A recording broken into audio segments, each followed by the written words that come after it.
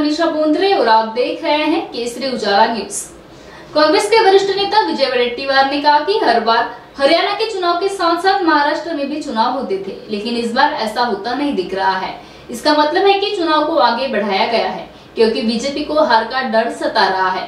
इनके पास अनुकूल परिस्थितियां नहीं होने के कारण यह प्रयास किया जा रहा है, लेकिन लोगों ने फैसला कर लिया है। उन्होंने आगे कहा कि चुनाव स्थगित होने से कोई फायदा नहीं होगा।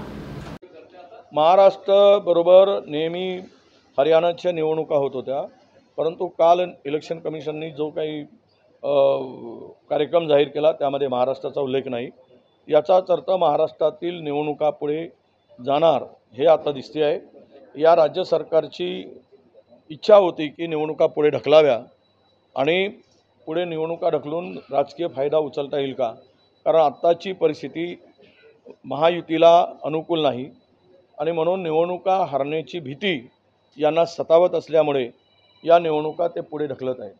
आम्हाला विश्वास आहे की लोकांनी मत तयार केलेलं आहे, लोकांनी निर्णय घेतलेला आहे की या दरोडेखोरांना राज्यातून हाकलायचं आणि त्यामुळे निवडणुका पुढे ढकलूनही राज्यात त्यांना फायदा होणार नाही आणि जर निवडणुका वेळेवर घेतले तर मात्र पुन्हा अधिकचं नुकसान होईल अशी त्यांना असं वाटत आहे।